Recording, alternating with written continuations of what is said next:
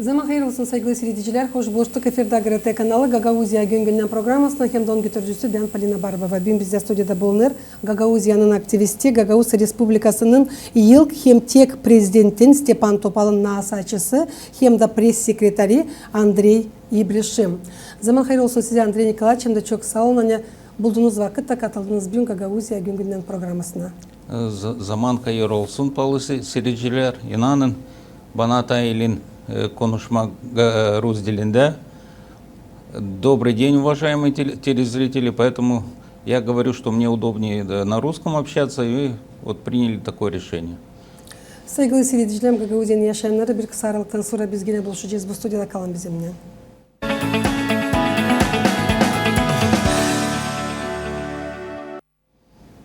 Nice biliriz, Büyük ayın 8'inde Gagauz Respublikası'nın yılk hem tek prezidenti Stepan Topal tamamlayacağı 85 yaşını. Bu üzere avtonomiyanın öğrenme kurumlarında geçirdiler tombarlak masalar, açık dersler hem de konferensiyalar. Gagauzya Radyo Televizyonun cümle kampanyanın uzmanları hazırladılar hem de hazırlarlar video hem audio süjetleri. Yazdık hem de yazarız bir sıra kol vermeleri. Anglarına teklif ettik hem teklif ederiz o insanları. Kim o uzak 80. yılların bitkisinde 90. yılların çeketmesinde barabarlar Stepan Topal'la. Andrei Nikolaevich, siz de 1993-95. yıllarda barabar çalıştınız Stepan Mikhailovich'la. Gagauz Respublikası'nın yılk prezidentin nasaçıydınız, pres sekreteriydiniz. Ne soy kaldı Stepan Mikhailovich sizin aklınızda? Ne soy kaldı o sizin fikrinizde? Çünkü omuz omuza çalıştınız onunla. Her gün çekerdiniz günü, buluşardınız, başarardınız, yine buluşardınız barabar. Я хочу сказать, что мне повезло, что последние 2 года на закате Гагаузской республики мне удалось иметь честь работать с таким великим человеком, как Степан Михайлович Топал. Он до конца на сегодняшний день не оценен. Я считаю, что этот человек смог сделать все возможное для того, чтобы здесь у нас не было войны, и мирным путем, только благодаря его характеру, его способности в трудный момент принимать правильное решение, мы смогли мирным путем интегрироваться в Республику Молдова без войны, без кровопролития, без потерь. Siz nice tarihleri söyledik. 93-95. yıllarda Gagauz Respublikası'nın yılk prezidentin nasihatçısıydınız, pres sekreteriydiniz. Getirsiniz aklınıza. Kim size nasihat etti bu işi? Nasıl bu oldu? Çünkü tutuyorum aklımda. Hani siz pek gençtiniz o zaman. Korkmadınız mı bir şeyden mi? Время было очень тяжелое. Это были года лихих 90-х, когда Советский Союз распался, работы не было, пенсионерам, если помните, не хватало ни денег, вообще не было ни денег, пенсии не выплачивались, какой-то бартер, какие-то схемы проходили. Афиден, 11 ay o zaman para vermediler kazanç parasını. Да. И так получилось, что я уже после института и находился тоже без работы, и я видел, что набирается на должность пресс-секретаря. Я попробовал себя испытать и попал работать пресс-секретарем Степана Михайловича Топал. Ne nasıl gördünüz? Danışmayı mı yoksa kendiniz mi geldiniz? Я видел объявление, и мне знакомые сказали, что там есть вот такая, вводится единица. И я пришел, я сдал там небольшой экзамен, я его прошел успешно, и меня взяли на работу. Stepan Mikhailovich o zaman rahmetli uğradıydı mı? Да, Степан Михайлович уже был президентом в это время. Değil, açın bakardılar sizin danışmanınıza.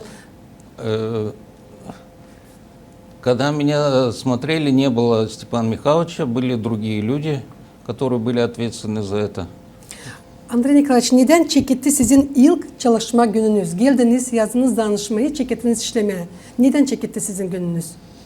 День начался с того, что в тот момент мы вместе работали был Чебанов, уже покойный Дмитрий Федорович, он работал начальником управления делами президента Гагаузской республики, и он меня начал ознакомливать с коллективом, и мне дали список всех представителей президента Гагаузской республики и сказали, что я буду с ними работать, обзванивать их, давать поручения президента Гагаузской республики, собирать на определенное число, потому что один раз в месяц Степан Михайлович, как правило, всех президентов, представителей президента Гагаузской республики собирал на собрание, и обсуждались все каждодневные вопросы, и принимались решения, как идти дальше. Siz bilirsiniz, ben pek dalgalandım. Açan gördüm, hani siz bugün getirdiniz bu insanların sayısını, kim o zaman çalışardı. Gagavuz Respublika'nın yıllık prezidentinden sizin bugün var kolayınız. Hepsi bu lafları, hem de atları okuyasınız ki bizim Gagavuz halkın hepsi yaşayanları bilsinler. Gagavuzyan kahramanlarını. Anglara o uzak yıllarda korkmadılar Biş'ten hem de kimseden de çekettiler çalışma bu üzere. Buyurunuz. Я хотел, специально подготовил список, может быть, я кого-то одного-двух человек упустил, но это именно список сотрудников аппарата президента и правительства Гагаузской республики, которые работали последние 2 года, 93-95 годы. Ну, первый идет, конечно, Степан Михайлович Топал, второй Буйклы Андрей Семенович, он был заместитель председателя правительства Гагаузской республики. Топал Степан Михайлович, он был и президентом, и председателем правительства Гагаузской республики. Бузажи Петр Ильич, вице-президент Гагаузской республики. Маруневич Мария Васильевна, Федерация женщин Гагаузской республики. К сожалению, она умерла. Мол Александра Ивановна, начальник управления культуры Гагаузской республики. Чишминджи Андрей Константинович, начальник управления образования и спорта Гагаузской республики. Завричко Петр Николаевич, начальник управления внешних связей Гагаузской республики. Он умер, к сожалению. Пашалы Степан Дмитриевич, начальник управления отдела контроля и финансовых ревизий Гагаузской республики. Он в Щедрунге, он жив до сих пор. Качанжи Андрей Константинович, начальник управления. Чеботарь Кирилл Георгиевич, начальник управления здравоохранения Гагаузской республики. К сожалению, умер. Келеш Федор Васильевич, начальник управления экономики и финансов Гагаузской республики. К сожалению, умер. Панаитов Андрей Константинович. Он работал в юридическом отделе, впоследствии стал командиром войсковой части. Франгу Гаврил Ильич, заместитель председателя правительства Гагаузской республики. К сожалению, он умер. Велев Дмитрий Семенович, начальник юридического отдела аппарата президента правительства Гагаузской республики. Тоже, к сожалению, умер. Ибришим Андрей Николаевич, советник, пресс-секретарь президента и правительства Гагаузской республики. Чебанов Дмитрий Федорович, начальник общего отдела аппарата президента и правительства. Умер. Петров Иван Ильич, начальник общего юридического отдела аппарата президента и правительства Гагаузской республики. К сожалению, тоже умер. Гаргалык Дмитрий Степанович, к сожалению, он тоже умер. Он был командиром батальона «Буджак». Арабаджи Георгий Ипатьевич, начальник отдела хозяйственного значения, умер. Новак Екатерина Дмитриевна, секретарь, по 93 год она была. Михна Софья, секретарь, с 94 по 95 годы. Болгар Галина Николаевна, главный бухгалтер аппарата президента и правительства Гагаузской республики. Драгалина Эмилия Михайловна, бухгалтер аппарата президента. И третий бухгалтер Орманджи Анна Андреевна, бухгалтером работала. Значит, ну и водители. Бабаян Григорий, водитель, который возил президента. Узун Константин, водитель аппарата президента и правительства. И был еще такой Собор Михаил, советник президента и правительства Гагаузской республики. К сожалению, он потом пропал без вести.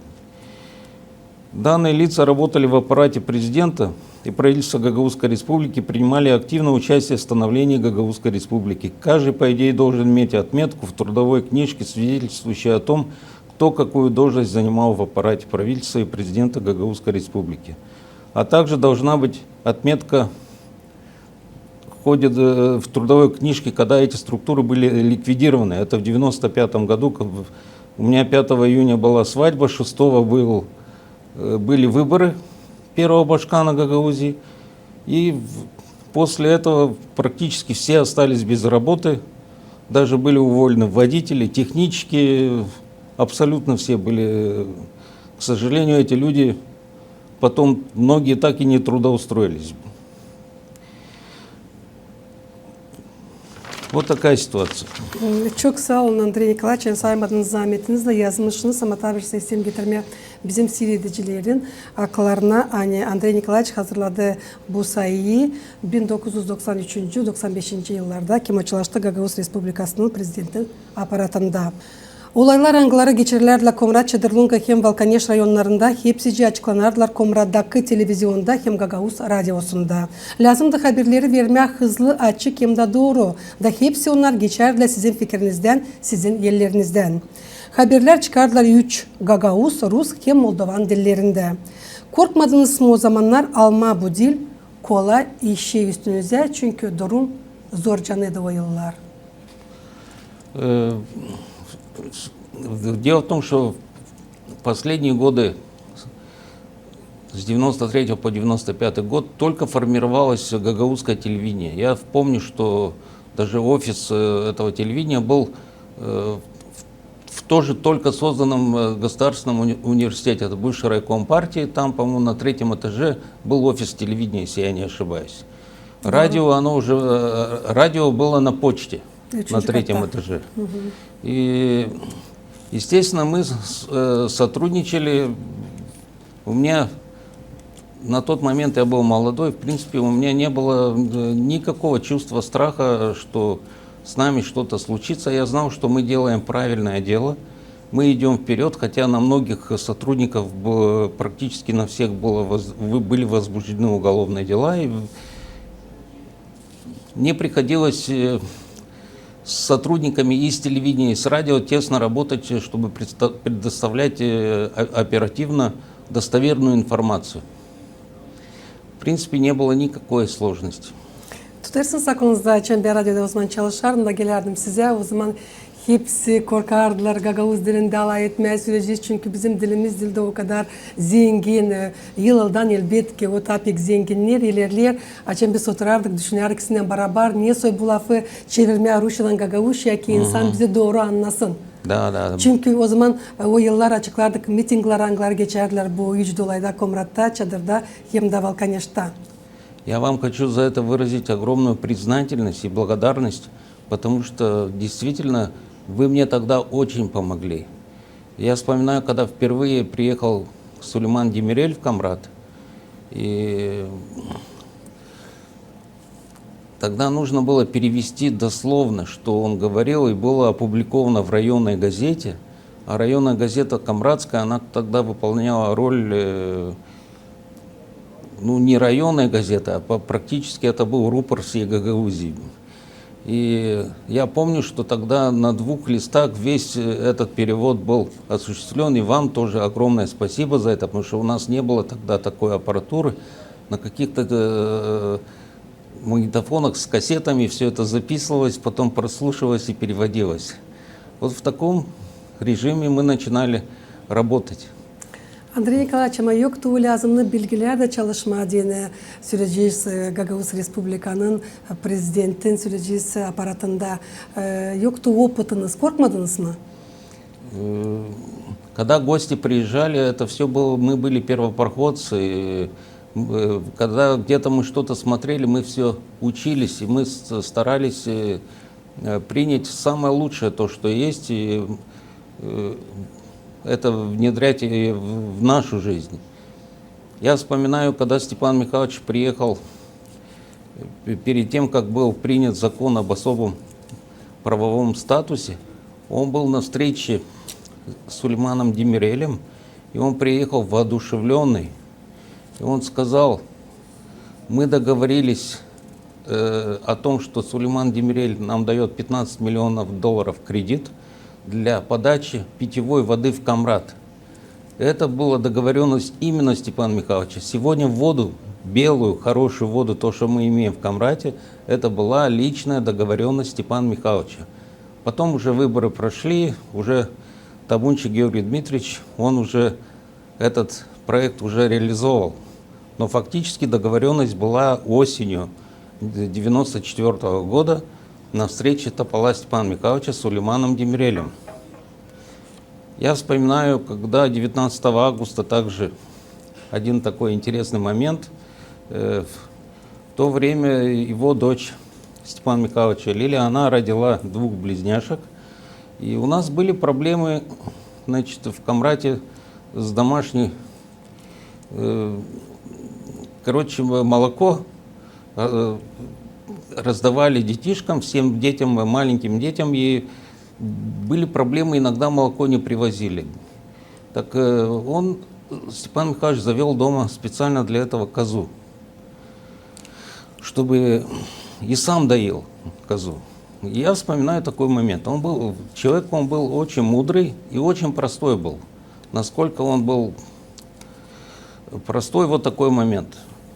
19 августа он с приветственным словом обращается о создании Гагаузской республики. Там 4 или 5 лет был юбилей Гагаузской республики. И он меня подзывает, говорит, я сейчас через час приеду. Я говорю, а куда вы? Здесь тут и министр, и все остальное. Он говорит, мне надо подоить козу, я через час приеду обратно. Вот такой случай был, насколько он простой человек был. O zaman çalışardı молочная кухня derdiler. Да, O zaman да. siz istediğini söylemeyin. Her zaman getirmerdiler masol mallarını uşaklar için de yine. Ama söylesiniz ki bu 2 yıl аңғыларында siz çalıştınız Степан Михайлович'la beraber. Ne impact kaldı sizin aklınızda? Ne impact kaldı sizin fikrinizde? Самое главное, что у меня осталось в душе, помимо того, что он был очень мудрый человек. И он старался цивилизованно, мирным путем решать все вопросы. Для меня, я вот сейчас смотрю, мы до конца не оценили, учитывая то, что происходит. Вокруг нас сейчас эти войны идут. И он говорил, и когда приехал и сказал, мы договорились о том, что мостом будет выступать Турция между Молдовой и Гагаузией. И здесь, на этой земле, будет мир. И Турция тогда повлияла на это решение. Я вспоминаю, как был принят этот закон в декабре месяце, 23 декабря. Накануне до этого, потому что сам Степан Михайлович, он пережил в свое время очень много чего. И предательство от близких людей. Значит, разные моменты были. Но он достойно выходил из этой ситуации.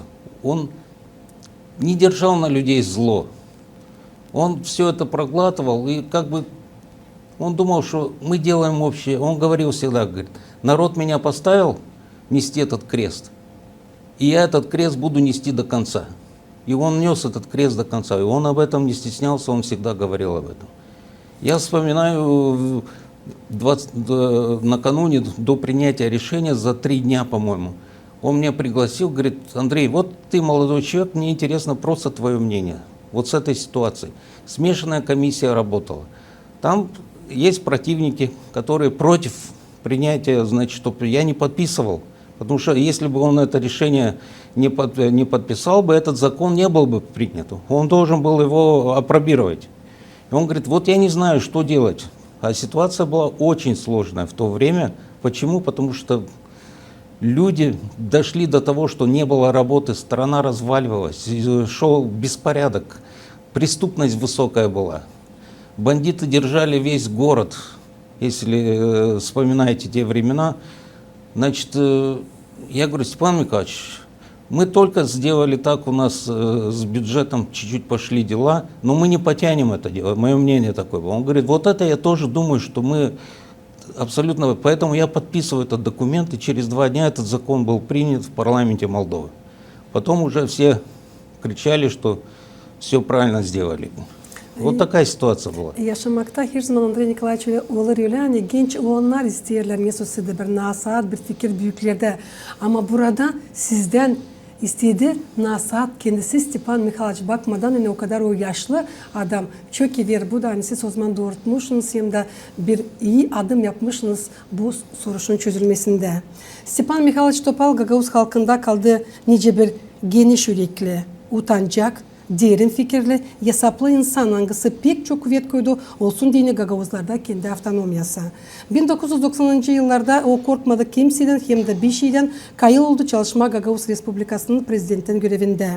Bu dilde kolay iş. Maalesef uzak yıllarda Stepan Mikhailovich bilerdi. Hani kolay olmayacak ama kimse de lazım da çeketirsin bu işi. Elbette ki her zaman onun yanında Mikhail Kendigelen bulunardı. Rahmetli Maria Maronevich, hem çoğu da başkaları. Hep öyle siz her gün Andrei Nikolaevich buluşardınız işte Stepan Mikhailovich'tan. Neden çekederdiniz siz laf etmeye açın buluşardınız Stepan Mikhailovich'tan sabahleyin? Ну, с утра мы когда встречались, обсуждали, что было вчера и какие перспективы на сегодня, какие горячие вопросы были, их нужно было в первую очередь решать.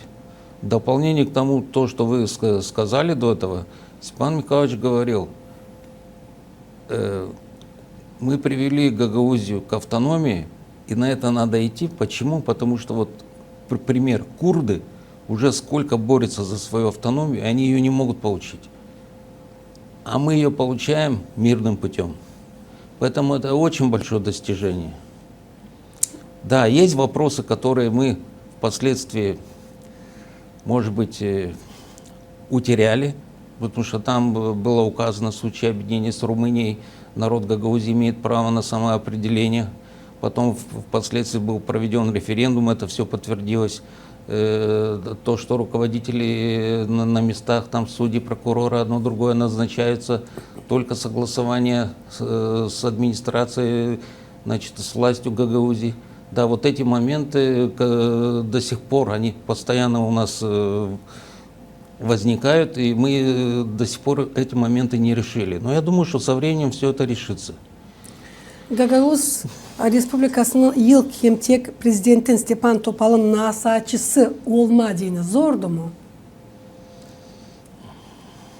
Diyeceğiz hani hadi pres sekreteri o yazır, söyler haberleri öyle mi ne olur bizim bu üç dolayda Komrat'ta, Çadır'da hem de Valkanyaş'ta.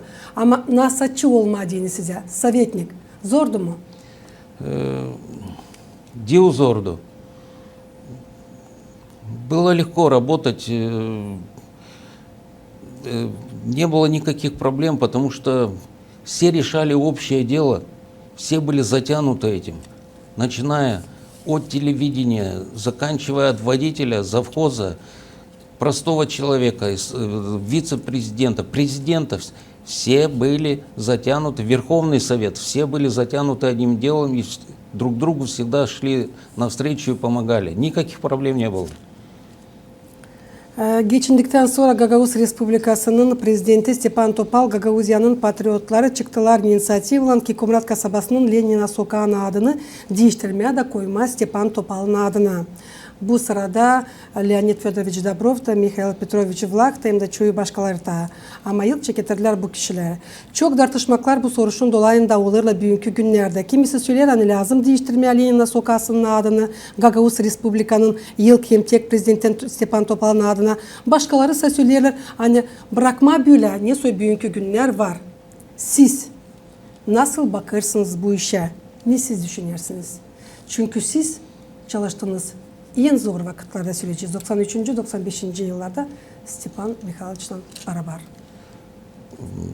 Я считаю, что Степан Михайлович заслужил в любой форме, любую площадь, любую улицу, чтобы переименовали в честь его. Но сегодня вопрос стоит так, потому что часть общества не хочет противиться этому. Нужно провести, наверное, какие-то общие слушания, еще раз посоветоваться с народом, и после этого, значит, принимать такое решение, посмотреть с чисто экономической точки зрения, во что это обойдется. В общем, здесь нужно вести дискуссию и советоваться. Публичные слушания должны быть по этому вопросу, и после этого уже определяться, стоит ли это делать или не стоит этого делать. Sizin bakışınıza göre lazım yapma. На мой взгляд, нужно увековечить память Степана Михайловича Но в какой форме это будет? То ли это улица, то ли площадь будет называться, то ли еще что-то. Но это обязательно нужно делать. Sizin bakışınıza göre niçin korkuyorlar köyü değiştirmeye Lenin Sokağı'nın adını, Stepan Topal'ın adını? Anlamadım. Niçin korkuyorlar köyü değiştirmeye Lenin Sokağı'nın adını, bu Stepan Topal'ın adını? Унар Коркерла, они боятся того, что в первую очередь это будут экономические какие-то трудности, хотят сохранить историю, улицу Ленина и все остальное. Трудно сказать. Я в этом отношении не могу, судить их. Они имеют право на свое мнение. Ну, у меня немножко, может быть, другая позиция в этом отношении. Но каждое мнение, оно имеет степень уважения, и к этому надо относиться уважительно и принимать. Опять-таки говорю, в трудной ситуации нужно все это проанализировать и принять правильное решение. Her bir Gagavuz lazım bilsin kendi kahramanlarını, kendi halkın historiasını.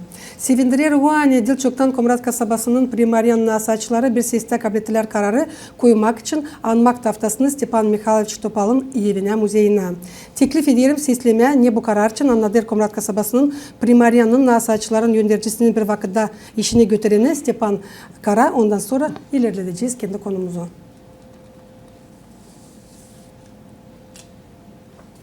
Сейчас реклама будет, да? Комрад'ın примарiyasında çok сагелli заявлениялар, ama bilmiyorum, видимо, по техническим причинам o yetişmedi bizim Sovyet'e. Bizde oldu bugün toplantı Sovyet yanvarın 9'unda. Bugün bizde den Angela Stepan'a.